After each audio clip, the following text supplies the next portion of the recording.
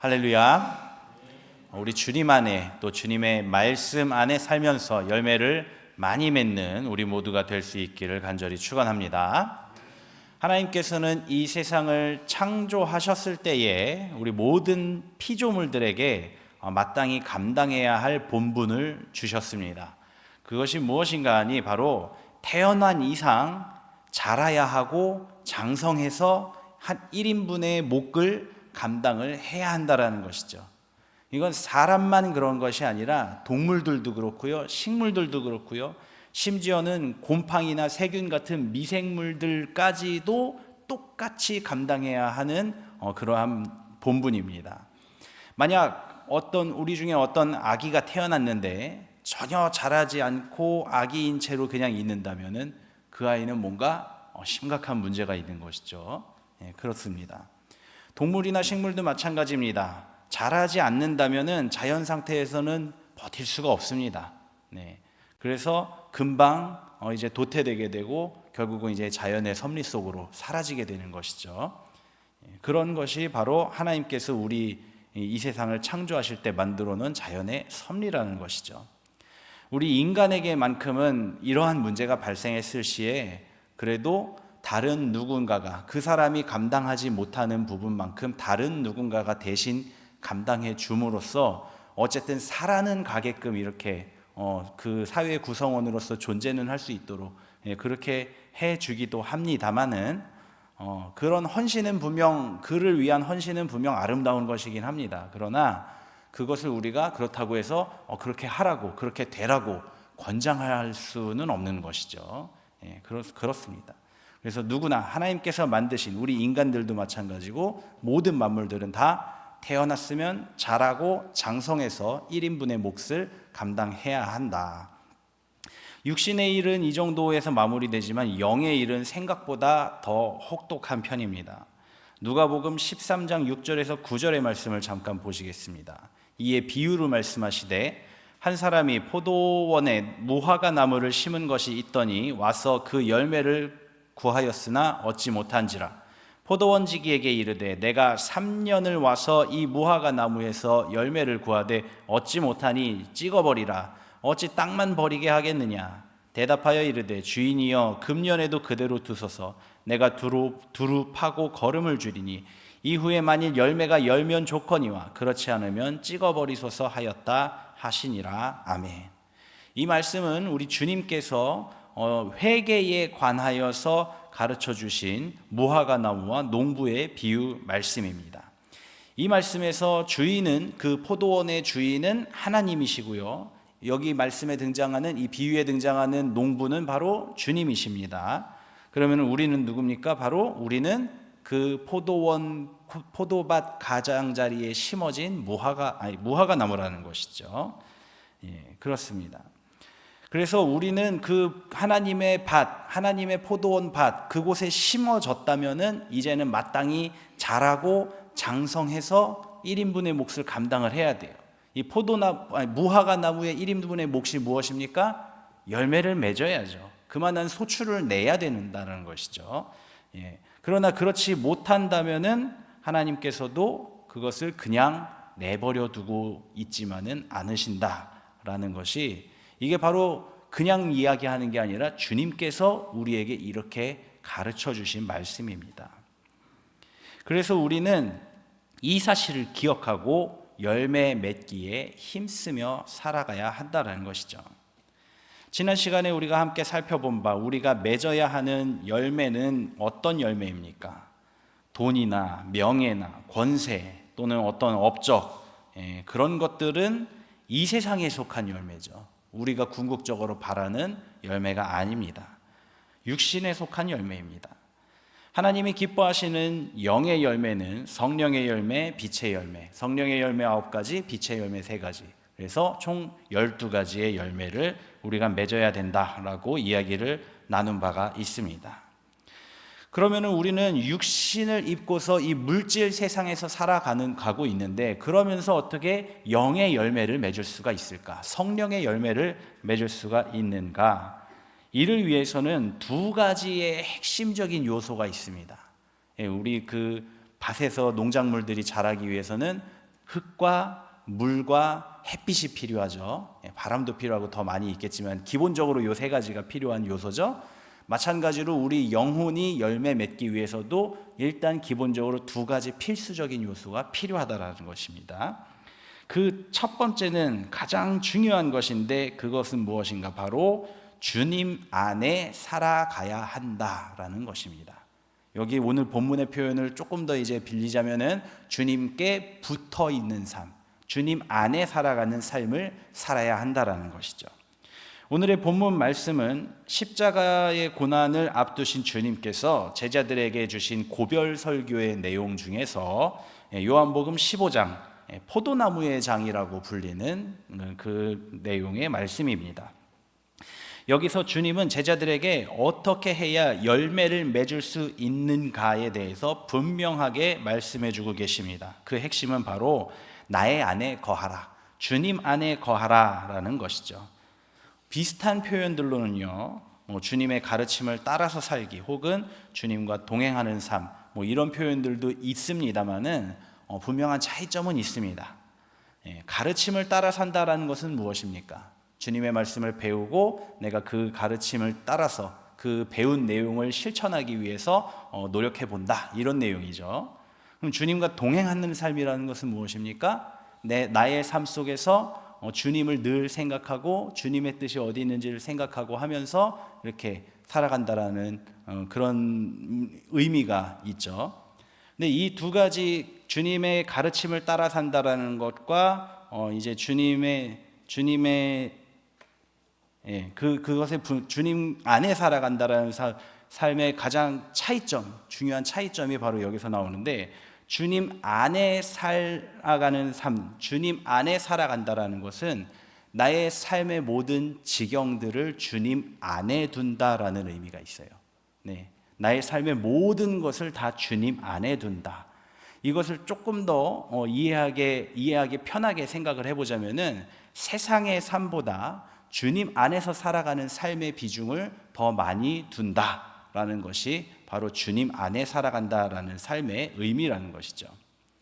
이 말씀을 조금 더 이해하기 쉽도록 우리 실제 생활에서 있을 법한 이야기를 비유로 한번 설명을 해보겠습니다. 그런 경우들이 있습니다. 어떤 사람이 이제 은퇴하신 부모님을 이제 모셔야겠어요. 그래가지고 자기가 열심히 청약 들어놓은 거 가지고 요 화성시에다가 집을 한 채 얻었어요. 근데 청약으로 하면 이제 본인 명의로 되잖아요. 그러니까 주소지를 이쪽 화성시로 둔 거예요. 그리고 그 집을 얻어서 그 청약된 집에다가 이제 부모님을 모셨습니다. 근데 이 사람은 지금 현재 평택에서 일하면서 평택에서 살고 있어요. 실제로는. 그럼 주민등록상으로는 화성 시민이죠. 그러나 실제는 평택에서 살고 있죠. 자, 이런 경우들이 심심치 않게 우리 주변에 심심치 않게 있는 경우들입니다. 그러면은 이 사람은 주민등록상으로 화성 시민이기 때문에 화성시에 세금을 내고 화성시에서 이루어지는 정책들의 영향을 받을 것입니다. 그런데 이 화성시에서 이루어지는 일들이 이 사람의 근본적인 삶에 직접적인 영향을 주지는 못해요. 왜냐? 평택시에 살고 있으니까요. 반대로 주소상으로는 화성 시민일지라도 실제 살고 있는 게 평택 시민이다 보니까 평택시에서 기름값이 올랐다, 평택시에서 그 마트에서 고깃값이 올랐다 하면은 이 사람의 삶에 직접적인 영향이 미쳐지는 거예요. 평택시에서의 변화는 바로 이 얘기입니다. 우리의 영이 주민등록상으로는 하나님의 나라의 주민등록을 뒀다 하더라도 우리의 실제 삶은 세상에 더 많이 가 있고 실제적으로는 세상에서 더 많이 산다라고 한다면은 우리는 이 사람과 똑같이 주민등록상으로만 하나님 나라, 실제로는 세상 사람, 우리가 살아가는 것은 세상 사람이라는 것이죠. 바로 이런 모습을 이야기를 하고 있는 것입니다.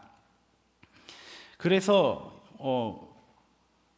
똑같은 원리로 우리는 지금 예수 그리스도를 믿고 입으로 우리 구주라고 고백을 하고 또 신앙생활을 하면서 살아가고 있습니다. 이것은 우리는 일단 어쨌든 등본상으로는 구원받은 성도다로 등록을 하고 살아가고 있다라는 뜻입니다.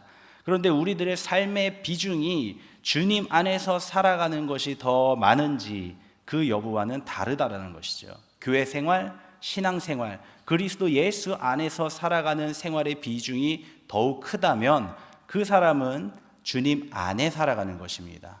그렇기 때문에 그 사람은 열매를 맺게 됩니다. 그 안에서 잘 살아가면, 주님과 잘 붙어 있기만 하면 열매를 맺게 된다는 것이죠. 그런데 주민등록 등본은 하나님 나라에다 했다 하더라도 실제로는 세상에서 살아가는 사람이다라고 한다면 아무리 오랜 시간을 교회를 다니고 아무리 많은 예배를 드리고 아무리 많은 설교 말씀을 듣는다 하더라도 그 사람은 열매 맺기가 어렵습니다. 열매를 맺지 못합니다. 이 문제는 어렵게 생각할 것이 아닙니다. 단순하게 생각하셔도 좋습니다. 여러분들이 하루 24시간 중에서 교회 생활, 신앙 생활로서 사용하는 시간이 많은지 아니면 개인 생활, 일상 생활에 쓰는 시간이 많은지 그것을 한번 비교해 보시기 바랍니다. 이것만으로도 명확하게 내가 주님 안에 살아가는 비중이 더 큰 주님과 붙어 있는 삶을 사는 사람인지 아니면은 주님 안에 살고 있다라는 등본은 가지고 있지만 실제로는 세상에서 살아가는 사람인지를 알 수 있다라는 것이죠. 자, 여기까지 이제 말씀을 드리면은 이제 오해하시는 분들이 간혹 있습니다. 어떤 것을 오해하시는가? 그러면은 우리 개인 삶 다 버리고 그냥 수도사처럼 기도원 들어가고 교회 들어가서 그냥 살아야 되는 건가요? 라고 생각하실 분들이 있을 수도 있습니다.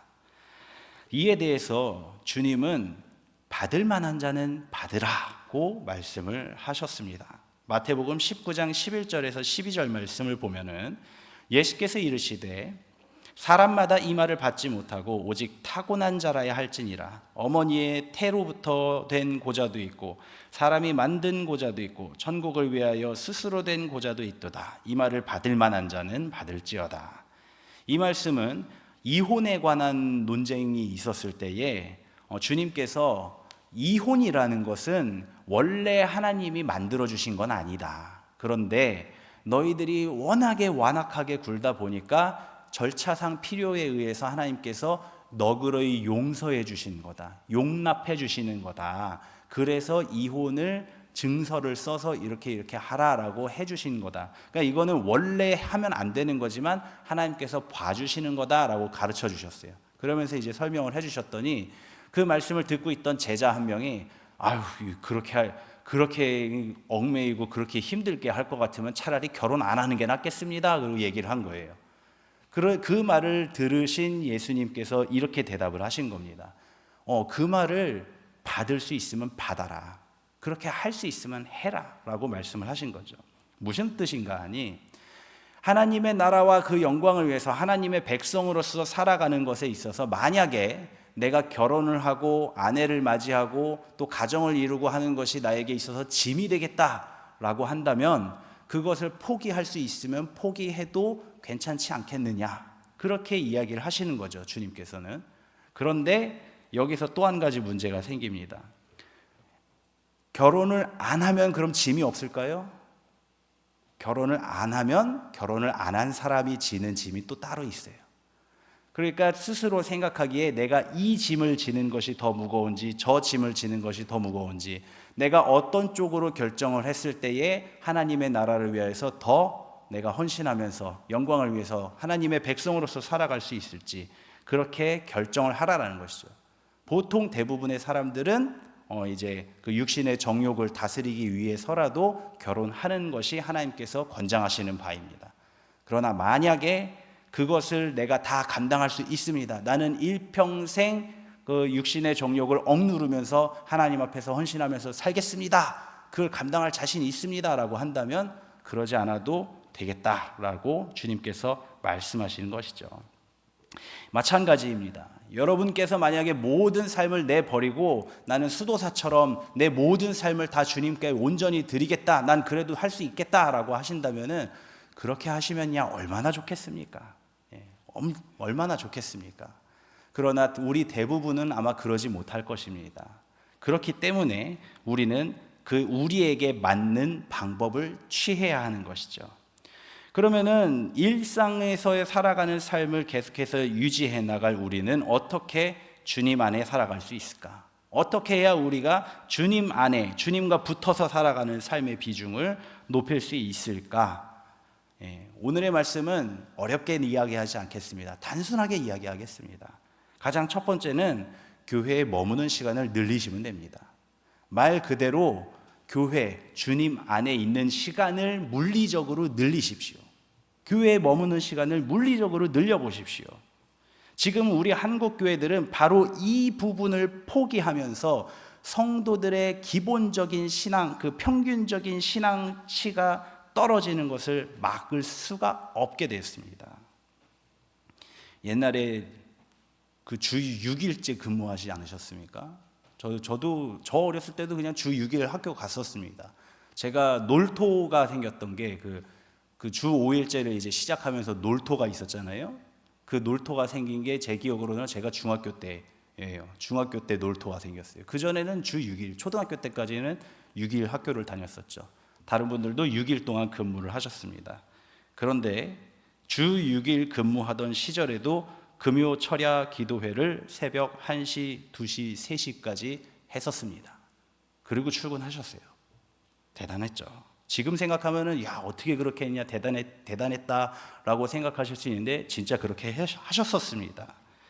지금은 주 5일 근무를 하면서도 한 달에 한 번 금요일 저녁에, 그것도 1시간에서 한 1시간 반 정도 하는 그 기도회조차 오지를 않습니다. 주일은 주님의 날이다 해서 아침 9시부터 교회 가가지고서는 1부 예배, 2부 예배, 그 1부 예배, 2부 예배 합쳐서 대예배라고 불렀죠.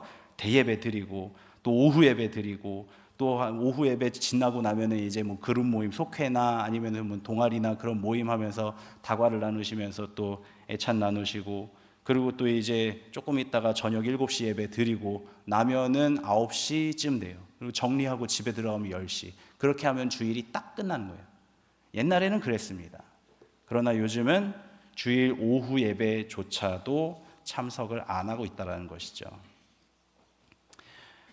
이처럼 교회에 머무는 시간이 물리적으로 줄어드니까 성도들의 신앙생활이 약해지는 것은 당연한 일입니다. 반대로 교회에 머무는 시간이 늘어나게 되면 성도들의 신앙 수준도 늘어나게끔 돼 있어요. 그게 당연한 일입니다. 여러분들, 새벽 예배가 신앙생활에 있어서 굉장히 중요한 역할을, 왜 그렇게 중요한 역할을 하게 되는지 아십니까? 새벽 예배를 하려면요, 자기 삶의 모든 패턴을 다 거기에다 묶어놔야 돼요. 새벽 예배를 없으면요, 저녁 늦게까지 좀 자기 시간을 가질 수가 있어요. 저희 집 같은 경우는 이제 아기들을 한 10시면 재우거든요. 10시쯤 재우고 나면은 그래도 뭐 한 12시, 1시까지도 괜찮잖아요. 그럼 그 시간에 이제 개인적인 일도 볼 수 있고, 또 둘이서 이제 오붓하게 영화도 한 편 볼 수 있고, 이야기도 나눌 수 있고, 그런 시간을 가질 수도 있습니다. 그런데 새벽 예배를 나가려면요, 못해요. 애들보다 먼저 자야 돼요. 그래야 새벽 4시에 일어나서 이제 준비하고 나오고 하려면은 애들보다도 먼저 자야 됩니다. 그리고 새벽 예배가 없으면요, 그냥 당일치기로 밤에 가서 밤바다나 한번 보러 갔다 오자. 그래서 쭉 가서 아침에 뜨는 거 보고 또 이렇게 쭉 와서 출근하고, 뭐 그렇게도 할 수 있어요. 가끔 기분 전환으로. 새벽 예배를 나오려면요, 못합니다. 아무데도 못 가요. 새벽 예배를 위해서 오늘 밤 일찍 자야 합니다. 새벽 예배가 그래서 중요한 거예요. 신앙인들의 그 삶을 아주 꽉 잡아요, 신앙이. 새벽 예배가. 하물며 우리 교회는 저녁 기도회까지 있어요. 아주 단단히 잡아주는 아주 좋은 장치입니다. 이렇게 해서 우리들이 교회에 머무는 시간이 늘어나게 되면 우리들의 신앙이, 영성이 안 자랄 수가 없어요. 자라게 되는 거예요. 일전에 제가 군대 가기 전에 이제 학생부 사역을 했었던 곳이 우리 서대문 감신 학교 앞에 있는 그 석교교회에서 학생부를 담당을 했었습니다. 근데 그때 당시에는 제가 학교에서 방송국 활동을 하면서 집에를 안 갔어요. 그냥 방송국에서 먹고 자고 하면서 학교 다니고, 낮에는 수업 듣고 저녁에는 이제 방송국에 머물러 있고 그랬었는데, 이 석교교회 학생부를 담임을 하면서 교회도 가깝잖아요. 학교 바로 앞에 있으니까. 그러니까 학생들이랑 맨날 연락하면서 맨날 모이고 맨날 간식 사 먹고 놀러 다니고 맨날 그랬어요. 뭐 놀러 다녀봤자 뭐 그 운동장 놀러 다니고 뭐 그런 정도였지만 차가 없었으니까 맨날 그랬어요. 그리고 모여서 그냥 할 일 없으면 모여서 찬양 연습하고 악기 연습하고 그러면서 시간을 보냈었죠. 그랬더니 학생부가 부흥을 한 거예요. 그랬더니 그 아이들이 은혜를 받기를 시작한 거예요. 찬양하고 기도하면서. 그런 역사들이 있었습니다. 사랑하는 성도 여러분, 교회에 머무는 시간을 늘리시기 바랍니다. 교회에 머무는 시간을 늘리시기 바랍니다. 그러면은 여러분들의 신앙은 점점 더 성장해 갈 수가 있을 것입니다. 자, 둘째로, 교회 안에 머무른 것만 그럼 늘리면 되겠습니까? 교회 밖에서는 그럼 마음대로 살아도 되겠습니까? 네, 더 좋은 방법이 있죠. 교회 밖에서 개인 생활을 할 때도 그 개인 생활도 신앙 생활로 해 나아가시면 좋습니다. 많은 성도분들께서 개인 생활과 일상 생활과 신앙 생활을 구분해서 생각을 하셔요. 이 신앙 생활은 신앙 생활로 해야 되고 일상 생활은 그냥 일상 생활인 것으로 여기시는 경우가 많이 있습니다. 그런데 일상 생활과 신앙 생활은 다르지 않아요. 그것이 하나가 될 때 진정한 그리스도인으로서 살아갈 수가 있게 됩니다. 직장에서 월급을 받는 사람도 나의 이 직장이 하나님께서 내게 주신 일이다 생각하면서 일을 해 나가는 거예요. 그리고 우리 가족들을 대하면서도 이 가족들 내가 일상으로 그냥 편하게 대하는 게 아니라 하나님이 나에게 주신 사람들, 내가 가장 가까이에서 가장 사랑을 보여줘야 할 대상들로 여기고 섬기는 거예요. 그리고 그렇게 한다면은 얼마나 우리의 삶에 영성이 넘치게 되겠습니까? 모든 활동들에. 그래서 우리가 쉬는 시간이 있어서 노는 시간이 생겼다 하더라도 그냥 노는 게 아니라 하나님께 감사하면서 놀고, 가요 부르는 대신에 찬송 부르면서 놀고, 또 농담을 하더라도 이제 성경적인 농담, 기독교적인 복음적인 농담을 하면서 그렇게 지낸다면은 그렇다면은 우리의 삶이 과연 세속적이면서 그냥 하나님과 상관없는 삶이라고 이야기할 수는 없을 것입니다. 그래서 우리 친구들이랑도 그런 적이랍니다. 저와 이제 가끔 모이는 1년에 한두 번 모이는 그 친구들이 4명이 있는데 그 중에 1명이 여자예요. 나머지 셋은 남자고, 그 중에 1명은 또 이제 목회하고 있고, 그 중에 1명은 지금 그냥 혼자 살아요. 셋은 나머지는 다 시집장가 갔는데 남자 하나가 이제 혼자 살아요. 그럼 그 친구들이 막 이제 얘기하다가 이제 이 여자친구가 이제 이야기합니다. 너는 장가 언제 가냐? 너는 왜 여자 안 만나냐? 그러면서 꼭 한 소리를 해요. 그러면 이 친구는 꼭 그렇게 대답합니다. 여자여 나와 무슨 상관이 있나이까? 그렇게 대답을 합니다. 이런 식으로 농담을 하더라도 복음적으로 그렇게 한다면은 우리 삶이 얼마나 더 이제 풍성한 은혜 가운데 나아갈 수가 있겠습니까? 그리고 지난번에도 말씀드린 바와 같이 오늘 하루를 지내면서 주님께서 과연 나의 삶에 어디서 역사하셨는지 그것을 생각하면서 영성일기 3줄, 오늘 이런 일이 있었고 이 가운데서 하나님이 나에게 이렇게 역사하셨다, 이 일에 대해서 나는 감사한다, 은혜 받았다, 감동이었다, 아니면 좀 답답했다, 슬펐다, 솔직한 마음으로 이렇게 3줄 영성일기를 써보는 것, 이러한 삶을 산다면은 일상생활이 신앙생활이 되는 겁니다. 일상을 살아가면서도 영성을 위해서 영성이 깊어지게 되는 것이죠. 바로 이런 습관들이 바로 나의 삶을 주님 앞에 붙어있는 삶으로 만들어 가는 것입니다. 이처럼 교회 안에 머무는 시간을 늘리는 것, 그리고 일상생활도 영성생활이 될 수 있도록 작은 습관들을 훈련하는 것으로 우리는 주님 안에서 살아가는 삶을 살 수 있게 되는 것입니다. 내가 아직 믿음이 없는 초신자라 할지라도 이 2가지를 훈련한다면 믿음도 자연스럽게 자라나게 됩니다. 오늘 본문 말씀에서 주님은 이것을 포도나무의 비유로 말씀하셨습니다. 잠깐 포도나무의 사진입니다.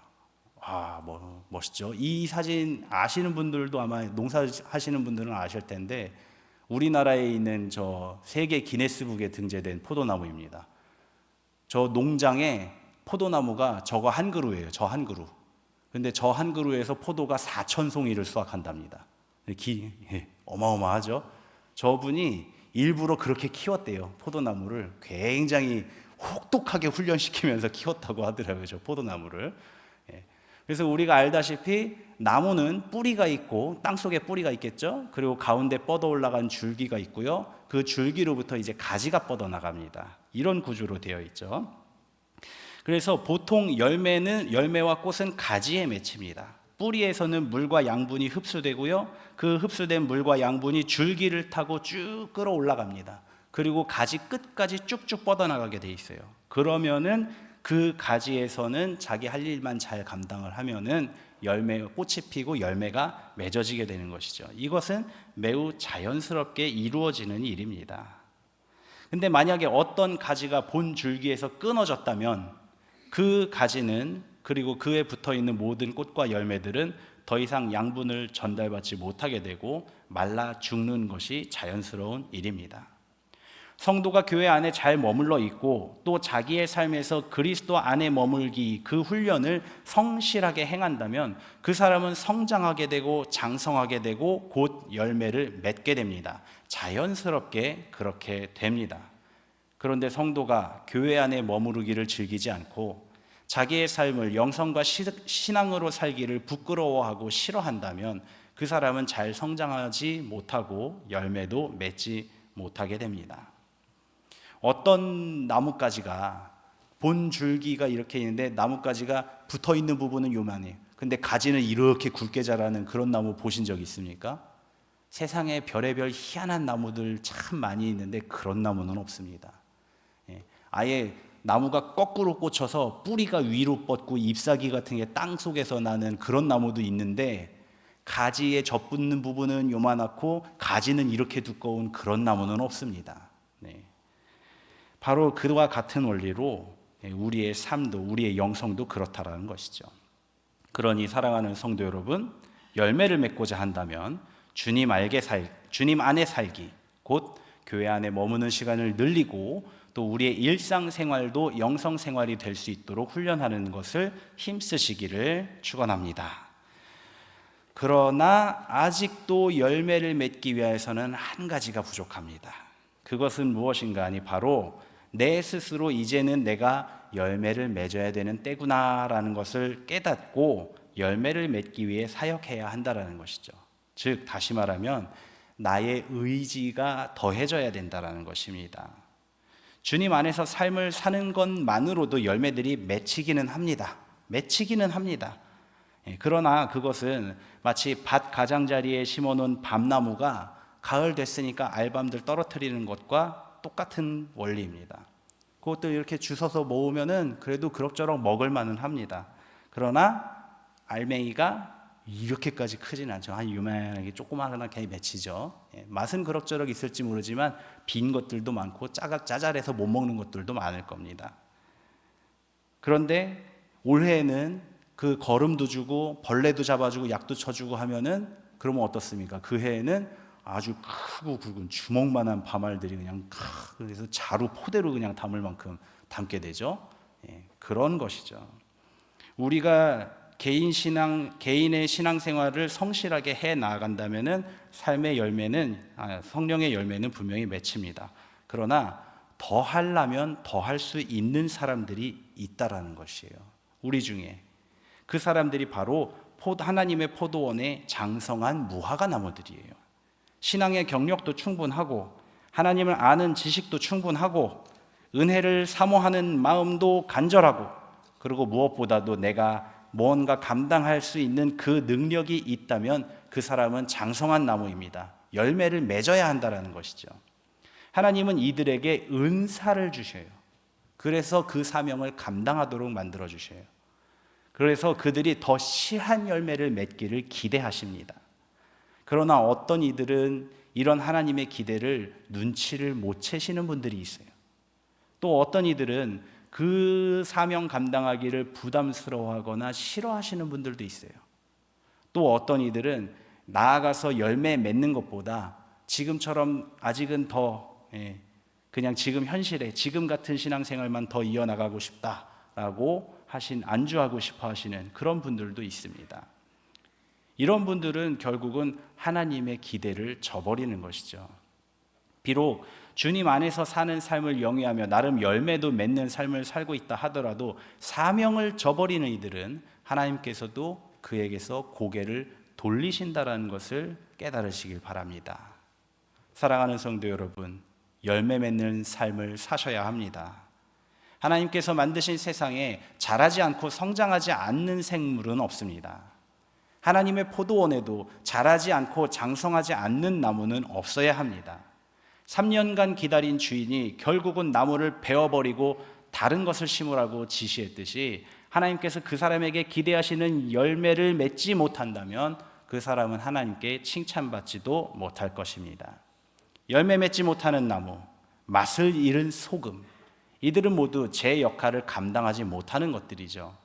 주님은 이들이 버려질 것이라고 분명히 말씀하셨습니다. 여기서 말씀하신 대상이 아직도 주님을 영접하지 않은 저 세상 사람들이겠습니까? 저 세상 사람들을 이 비유, 맛 잃은 소금의 비유, 열매 맺지 못하는 나무의 비유로 표현을 하자면은 그 사람들은 애초에 소금이 아니에요. 아직 주님을 영접하지 않은 이들은 애초에 소금이 아닙니다. 그러니 잃을 맛도 없는 존재들이에요. 애초에 과실수가 아니라 잡초입니다. 기대할 열매가 애초에 없었던 존재들이에요. 기대할 열매가 있었고 기대할 맛이 있었다라는 것은 그 사람들은 이미 구원받은 사람들, 그 안에 있는 사람들, 즉 바로 나라는 뜻입니다. 그게 바로 나일 수도 있음을 명심하고 주님 안에 살아가며 열매 맺기에 힘쓰시기를 주님의 이름으로 다시 한번 간절히 축원합니다.